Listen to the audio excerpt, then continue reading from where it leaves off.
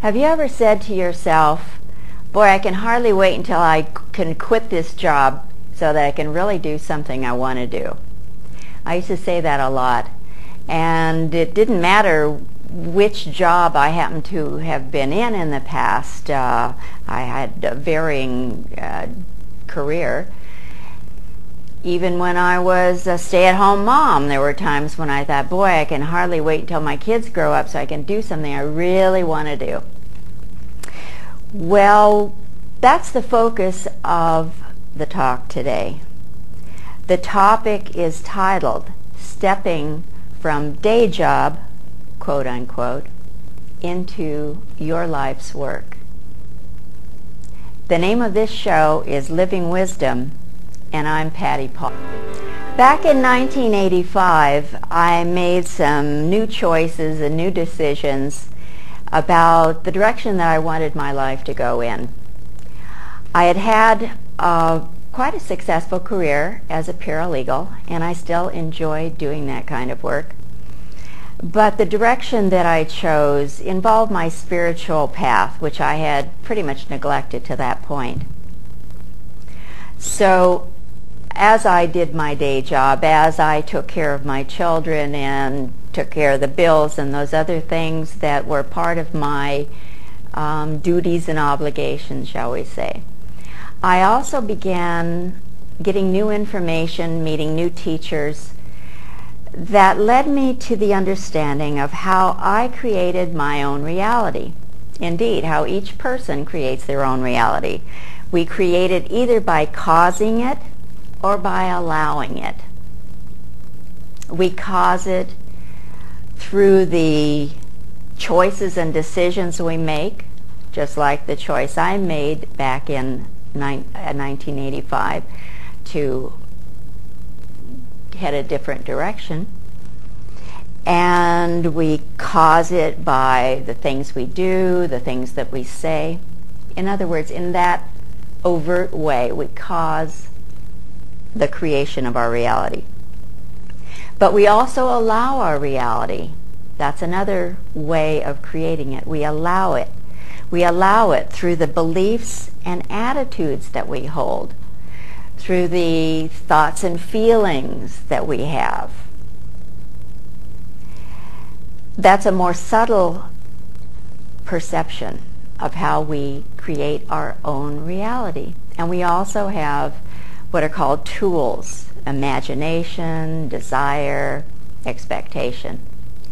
So anyway, back in 1985, when I began this new path, learning these new truths, shall we say, and also learning new techniques and tools, how to put these raw materials of reality creation into effect, and how to use the new tools and sharpen and hone them, my life did begin to change. The work I was doing, the paralegal work, which had been very much fun for me, was satisfying, and it certainly took care of my monetary obligations. But now there was a spark that had been ignited within me, a spark to share the information that was working so well in my own life, that was working so well to help me become more powerful as a human being, more independent, freer. And I longed to be able to share that with other people, because it was quite a miraculous thing for me. Now, it didn't always work for me, because each of us has our own particular blockages and our own particular issues that we want to hang on to. We want to be able to blame other people in certain situations. We want to give our power away so that the secret agenda there is that someone will come along and rescue us or save us or take care of us. So I had all of those, shall we say, subconscious agendas and motivations, and that's why the new tools and techniques that I was putting into use didn't always work. I'll give you an example of that. About in 1991, I had gathered enough of this extremely valuable information to really feel that I could step out there and start sharing it with other people.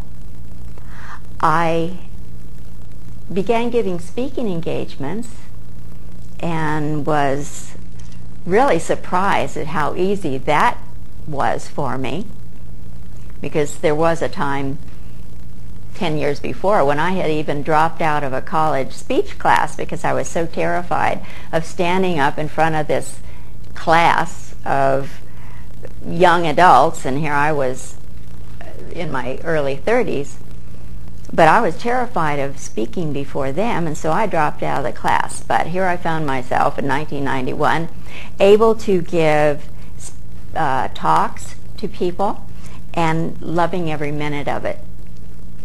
Also, right around that time, I had a burning passion to write a book. Now, I had never thought of myself as a writer in that way. In my paralegal career, I had had a lot of experience writing, but these were more in the form of lengthy letters or lengthy memos of understanding is what they were called. In other words, research that I had done, I was able to put it in clear and concise form so that my writing was being honed and sharpened in that way. But I had never thought of myself as an author. I mean, I'd always heard that real writers start at a young age, and they start by keeping journals and all of that, and I hadn't done that. Nevertheless, I had this burning, burning passion to write a book, to share what I had learned, and of course the learning process is for each of us is an ongoing thing, and so I continually learn, continually change and grow. But what I found, I started writing my manuscript, and I was spending a lot of time doing it, and I had a certain approach for this book that I was going to write.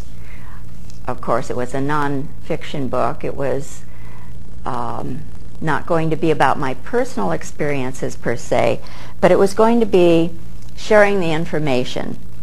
But the approach I was taking as I wrote this book, I could see didn't feel right for me. And in conjunction with the writing of the manuscript, I was having to deal with really significant personal issues that were coming up for me in my life. Not necessarily in the work arena, but in conjunction with writing this book.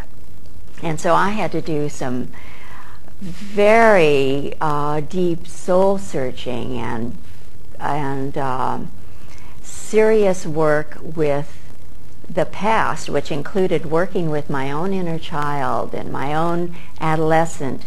Had to do with where I gave my power away to authorities, male authorities. And fortunately, I had teachers and counselors and information that I could use to bring about a healing, an emotional healing within myself.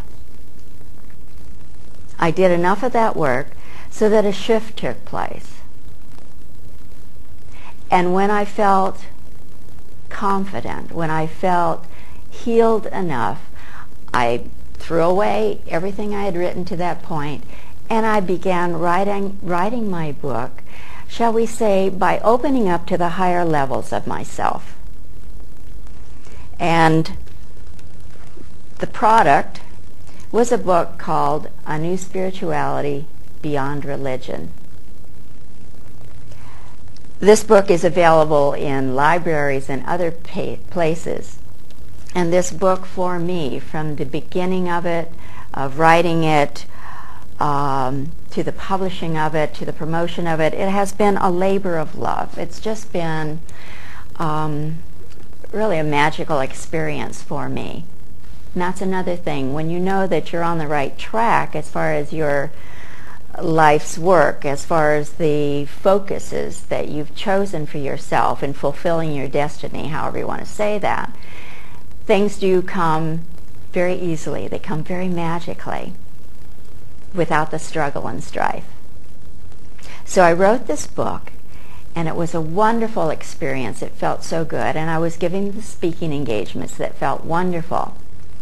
But I still found the need, I still had the need to continue my work as a paralegal.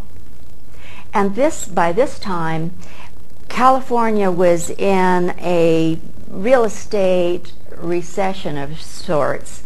I had been a specialist in commercial real estate as a paralegal, and so the word downsizing became very familiar to me, whether I was working for a real estate developer or whether I was working for a law firm specializing in real estate transactions. I was downsized more than once, more than 4 times actually. But each time I managed to find something else, and so that was fine. But there came a point in my growth and change, which of course continued after I completed my book, after I published it. I continued to learn more about myself, learn more about what I needed to change within. And I was getting really anxious to be able to leave the day job behind. Now, each of us, each of you, from time to time, you have also said to yourself, when will I be able to leave this job, whatever it is, whether you're a stay-at-home housewife, whether you're the president of some successful corporation, whether you're a file clerk. Each one of us at one time or another wants to leave, wants to make a transition from the thing that is most about fulfilling duties and obligations to the thing for us, whatever that may be, that will be fulfilling, that will be nurturing to our soul and spirit, that will give us more independence, more freedom, that will inspire us and also inspire other people. All of us have that longing and yearning. Even if you're retired from the job that whatever career you had, you might find yourself, you might have the most ideal retirement of all, which would usually include all the financial stability that you need. And yet you might find yourself getting bored with all that golf you're playing, or getting bored with all of those card games that you're involved in, all of that social life, all of that TV you're watching, however that works for you. To know that there was always a destiny, life's focuses, more to your life that you chose to find. So what I'm talking about today, of course, is not only how I find and continue to find fulfillment, but how you can as well. Each of us are individuals. Each of us have our own issues that we deal with in our life. Each of us have chosen the collection of 7 focuses that we're going to engage in, that we want to perhaps work with in our lifetime. Those are unique. The combination is unique. And yet, each of us are reflections of each other. The things that I worked on might be my unique issues, and yet you can relate to them too. Getting back to my personal history as still working in an office environment, I was really getting antsy to make that big transition into doing my life's work, which is teaching and healing, which is speaking generally and also writing, which is the bigger picture, sharing information as I grow and change myself. There came a point when I felt I was really ready to start making that transition. I was ready to go out as an independent paralegal, as a consultant, providing the same kind of services for clients that I had been providing when I was working for a law firm.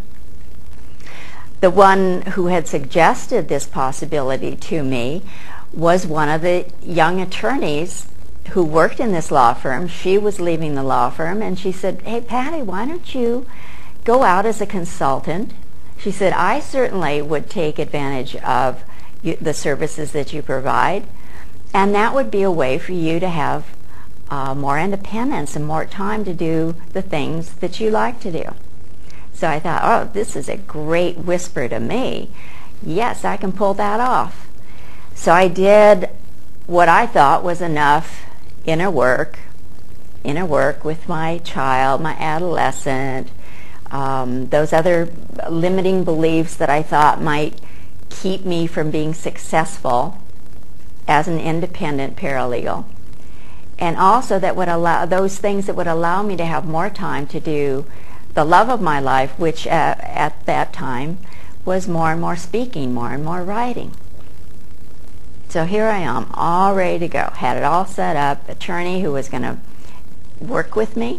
I had potential clients who assured me that they were looking forward to working with me, hiring me as a consultant. So I gave notice to this law firm I was working for, and I had a very good job there, very independent as a paralegal, making very good money. It did involve a commute of about 95 miles a day, so I was really looking forward to ending that. Anyway, the day came, gave my notice, had all my ducks in a row, so to speak. I had enough money set aside so that I could live for a month without a salary, without more money coming in. So I'm now independent, had my computer at home and all the other things that I needed to work out of my house or to visit the attorney's offices as the need was. A week went by, 2 weeks went by. The young lady attorney who had suggested my becoming an independent consultant, she wasn't returning my phone calls. The clients, the potential clients who assured me that they would be happy to use my services, they weren't returning my phone calls. Time's going by, weeks, 2 weeks, now 3 weeks. I'm starting to panic because I knew that my money was going to run out, and I had a mortgage to pay and car payments. So in a desperation, I sent out my resumes to different agencies, employment agencies in Orange County, in the same county where I work, because there was one thing I sure didn't want to have to do, and that was have to make that long commute into Los Angeles, which was about an hour away, or if the freeways were bad, it could be 2 hours away. In the meantime, I couldn't figure out why I had not created the success that I wanted. I got a phone call finally. I got a phone call from an employment agency that I hadn't even contacted. This was an employment agency in Los Angeles that specialized in legal staffing. They asked me if I was looking for a job. I said I am. They had one. It was at a law firm in Los Angeles. I said, fine, I'll take it. So I got started in the new job, once again commuting a long distance every day.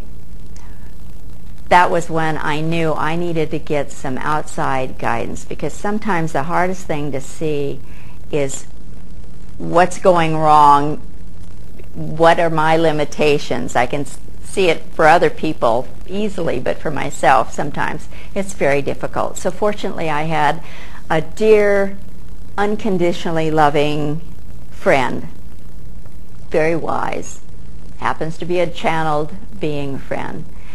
And I explained to her what I had done, where I was, and I asked, why did I create this? How could I have created this? Everything was going so well. What she suggested to me was there was a part of me that believed you cannot be successful without working hard, without sacrifice, without really earning your money. The new life I had set up for myself was going to be working as an independent paralegal, fewer hours per day, making more money than I had, having more free time and a lot of time to do the fun things that I love to do. But there was a part of inside, deep inside, that said, oh no, you can't do that. So I had a choice to take my power back, work with myself on the beliefs that I held that said I cannot have fun, I cannot have financial independence without working hard. So I had some work to do with that. Also, I had an inner child who was absolutely freaked out at the idea of not having the safety and security of a paycheck every 2 weeks. Safety and security, money, and love are three things that really were core issues for me, and they're certainly core issues for a lot of other people. So once again, I worked with my inner child in that way. I did enough healing so that I was able to leave the job that the second job that I had gotten in Los Angeles. It was only a temporary job for 6 months. So after 6 months, I was prepared enough in the inward sense to make that transition, at least from the commute. Still not ready to step out on my own, as I had hoped, but I did find a job doing the kind of work for an independent real estate developer that I'd always enjoyed in the past, so that it was close to home, didn't have to drive a long distance, was doing the kind of work I really liked. There were some drawbacks to this new job, which I found out for the very first time in my life. I had a boss who was absolutely a control freak. But by this time, I had finally got it, that while I knew that life is constantly giving feedback, giving messages about what I needed to change in myself, I finally got it at a different, deeper level. And that is the people in my life, the people in a job situation. They are giving me feedback about what I need to change in myself. Now, this has been a sticky wicket for me personally, because blaming other people, especially those authority figures like bosses, that had been so much a part of the way I was raised and a part of the society that I belonged to. So in my second job, my very last job it turned out to be, I was able to see my boss as the mirror he truly was, the one who was mirroring back to me my own issues about needing to control, needing to blame. And so again, I did my own inner work, and it also gave me a new approach to being in the job situation. Although I still was longing to leave it, I saw it as a great opportunity. So I did enough work over the next couple of months healing my own control issues, my own martyr, because when you work for a control freak boss, you are in martyr, so that I was able to finally meet with my boss and say, you know, this just isn't working for either one of us. And he agreed. He agreed to give me a severance package, in a sense, so that I was able to make an easy financial transition from that work environment into the freedom and joy and happiness of being my own boss, doing the things I love to do. And that's where I am today. I've been doing the kinds of things that I love doing, speaking to people. This television show is part of that. And I'm most grateful. I'm still working on some of my issues about financial income and things, but it's so much fun. And believe me, if I can do it, anyone can do it.